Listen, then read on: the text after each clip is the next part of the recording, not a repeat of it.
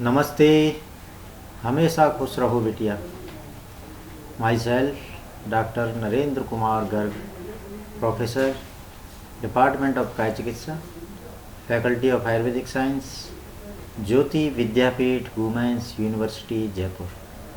Today we are discussing on dhatu kshaya वृद्धि चिकित्सा। धातु वृद्धि क्षय चिकित्सा, धातु दोषज विकार चिकित्सा। धातुओं को दूषित करने वाले दोष ही होते हैं, अतः धातुओं की चिकित्सा करते समय ऐसे दोष सामक औषधियों का चयन करते हैं जो धातुओं पर भी कार्य करते हैं। अतः धातु दुष्टि निवारण में दोषों की चिकित्सा ही की जाती है। धातु दुष्टि निवारण के लिए प्रथम धातुओं में स्थित दोषों को कोष्ठ में लाकर फिर उनका निर्हरण कर देना चाहिए। दोष की वृद्धि एवं विच्छिन्नन करने पर ही दोष शाखा से कोष्ठ की ओर प्रवृत्त होते हैं। दोष के विपरीत चिकित्सा क्रम अपनाते हुए भी यह धातुओं के विपरीत नहीं होना चाहिए। धातु वृद्धि चिकित्सा। ह्रास हेतुर्विशेषश्च प्रवृत्ति रुव्यस्य तु, यानी धातुओं की वृद्धि करनी है तो विशेष द्रव्य गुण एवं कर्म का प्रयोग करने से हम धातुओं की वृद्धि कर सकते हैं। जैसे द्रव्य विशेष, मांस वृद्धि में अस्थि का प्रयोग, बाजरे का प्रयोग, ये तो हो गया द्रव्य विशेष। और गुण विशेष में तेल के प्रयोग से वायु का क्षय करना,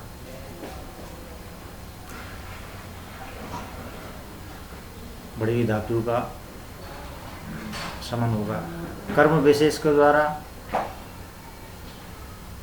सैन से वायु का नाश। जिस धातु की वृद्धि है उसकी धात्वाग्नि को बढ़ाने वाले उपाय वमन, लघु, दीपन, पाचन द्रव्यों का प्रयोग, मंद धात्वाग्नि की चिकित्सा, कफनाशक चिकित्सा है, रसायन चिकित्सा का प्रयोग करने से धातु बढ़ी हुई जो है उसका शमन हो जाता। धातु क्षय चिकित्सा। सर्वदा सर्वभावानां सामान्यम वृद्धि कारणम, यानी सामान्य से सामान्य की वृद्धि, सामान्य द्रव्य के द्वारा, सामान्य गुण के द्वारा, सामान्य कर्म के द्वारा धातुओं को वृद्ध करना। जैसे मांस क्षय में मांस का प्रयोग द्रव्य सामान्य, गुण सामान्य में शुक्र क्षय में दुग्ध, घृत आदि द्रव्यों का प्रयोग करने से ये गुण सामान्य का उदाहरण है। कर्म सामान्य में सहन करने से मांस मेद धातु की वृद्धि होना, ये कर्म सामान्य का उदाहरण है। बढ़ी हुई धात्वाग्नि को सम करने हेतु गुरु स्निग्ध आहार का सेवन, विरेचन एवं पित्त सामक चिकित्सा, भस्मक रोग की चिकित्सा, पित्त सामक चिकित्सा, रसायन चिकित्सा का प्रयोग करने से क्षय हुई धातुओं को हम सामान्य अवस्था में ला सकते हैं। रस धातु की क्षय वृद्धि की चिकित्सा। रसजानां विकाराणां सर्वं लंघनम औषधम, यानी रस धातु में होने वाले सभी प्रकार के विकारों की चिकित्सा लंघन के द्वारा की जा सकती है।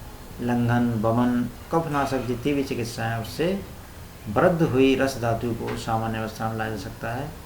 और क्षय हुई रस धातु को इक्षु रस का प्रयोग, मांस रस का प्रयोग, मध्य, मधु, घृत, यवागु आदि गुरु, शीत, स्निग्ध द्रव्यों से संतर्पण, यशद भस्म, प्रवाल भस्म, अभ्रक भस्म, इनका प्रयोग करने से रस धातु के क्षय को सामान्य किया जा सकता है। रक्त धातु की वृद्धि की चिकित्सा। कुर्यात् शोणित रोगेषु रक्त पित्त ह्रीम क्रियाम विरेकम उपवासम च श्रवणम शोणितस्य च, यानी रक्त धातु का वर्धन हो गया हो तो रक्त पित्त की चिकित्सा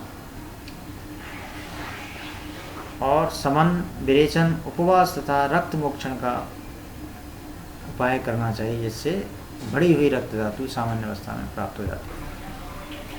रक्त क्षय चिकित्सा। तम नाथ शीतलैर्लघुभिः स्निग्धैः शोणितवर्धनैः ईषदम्लैर्नम्रैः रनुलैर्वा भोजनैः सम्पाचरेत्, यानी लघु शीतल स्निग्ध रक्तवर्धक आहार विहार अम्ल रस का भोजन करने से रक्त की वृद्धि करें। अति प्रवृत्ते रक्ते काकुल्यादि को आत्म व शर्करा मधु मधुरम पाए दे, सीता और मिश्री इनके साथ काकुल्यादि गढ़ के द्रव्यों के क्वाथ को रोगी को पिलाएं। लोहितम लोहितेन आप्यायते भूयस्तर मनेभ्य शरीर धातुभ्य, यानी रक्त पान करने से रक्त की वृद्धि। अति निःसृतः रक्तो व क्षौद्रयुक्तम प्रभेदस रक्त, अत्यधिक रक्त का क्षय होने पर मधु मिश्रित रक्त का पान रोगी को कराया जाए।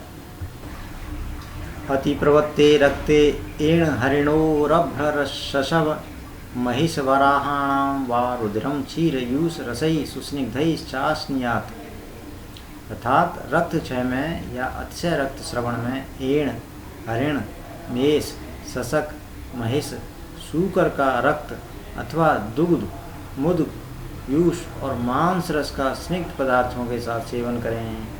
रक्तवर्धक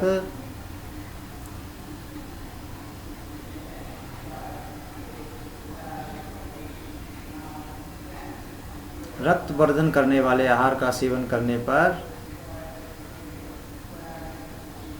रक्त का उपयोग तभी हो सकता है जब साथ ही ए, बी, सी और ई विटामिन तथा कैल्शियम पर्याप्त मात्रा में हो और यकृत ठीक प्रकार से कार्य करता हो।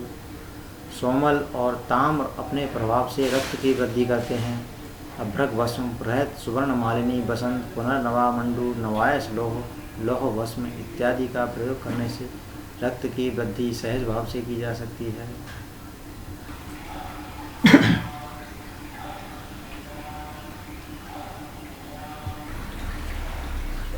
मांस क्षय चिकित्सा, तत्रपि मांसक्षये स्वयोनिवर्धन द्रव्यो प्रयोगः प्रतिकारः। क्षीण मांस की समता के लिए मांस वर्धन द्रव्यों का सेवन करना चाहिए। मांस वर्धन द्रव्य समान गुण अथवा समान गुण भूयिष्ठ होते हैं। मांसम भृंगणीयानाम, मांस भी यदि मांस भक्षक प्राणी का हो तो विशेषतः पुष्टिकर होता है।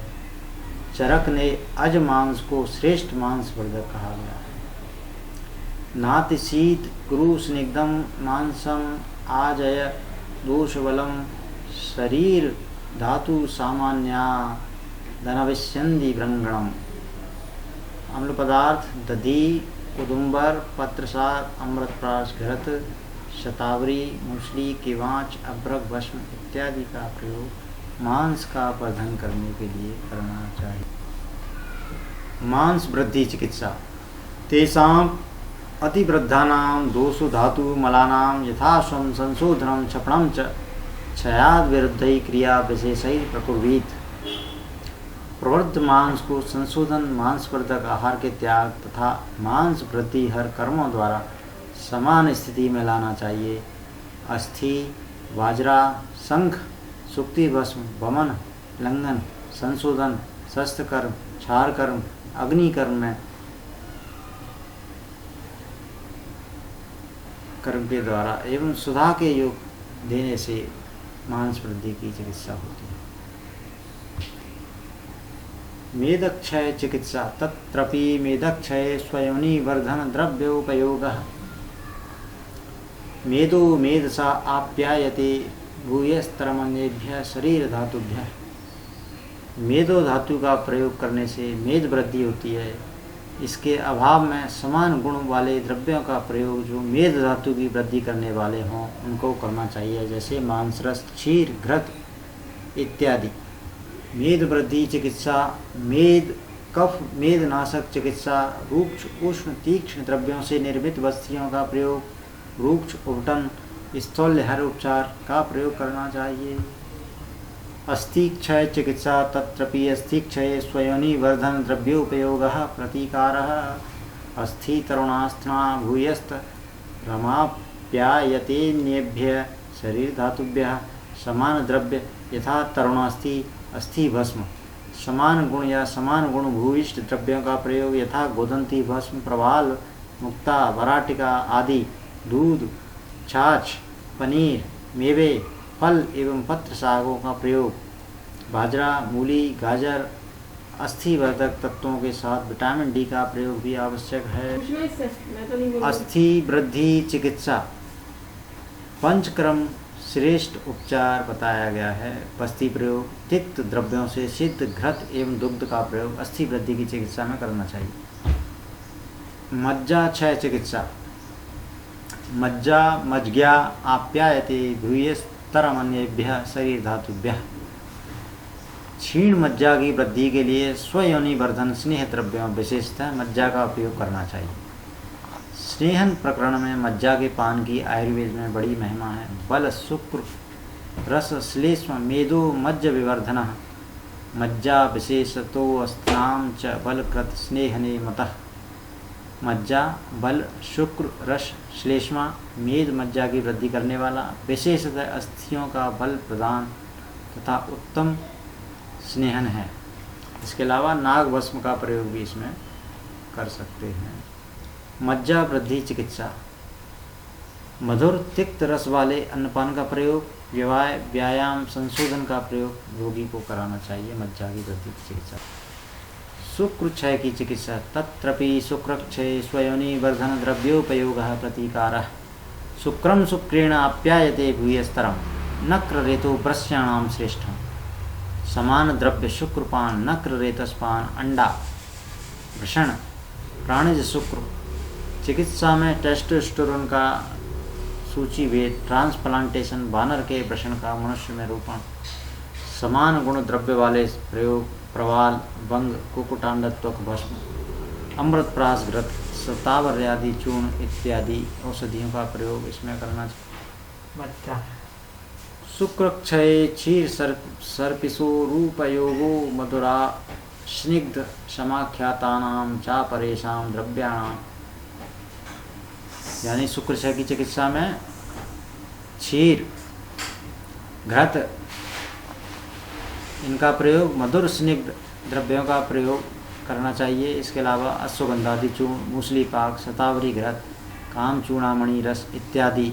श्रद्धा शुक्र करह पय, दुग्ध जो है तुरंत यानी शीघ्र ही शुक्र को बढ़ाने वाला होता है, इसलिए दुग्ध का नित्य प्रयोग करना चाहिए। जीवक ऋषभक काकोली, क्षीर काकोली, मधुपर्णी, मांसपर्णी, मेदा, वृद्धदारू, जटिला, कुलिंग का ये जो दशेमानी शुक्र जन द्रव्य चरक ने बताए हैं उन सब का प्रयोग शुक्र क्षय की चिकित्सा में रोगी को कराना चाहिए। शुक्र वृद्धि की चिकित्सा में व्यवहार व्यायाम संशोधन, तिक्त कषाय, कटु अन्नपान का प्रयोग रोगी को अवश्य कराना चाहिए। Thank you. This session forward by digital version 2.0 Jyoti Vidyapeeth women's university Jaipur. Hope you are satisfied with my digital session. If you have any query, please mention in comment box. I will resolve it. Thank you very much.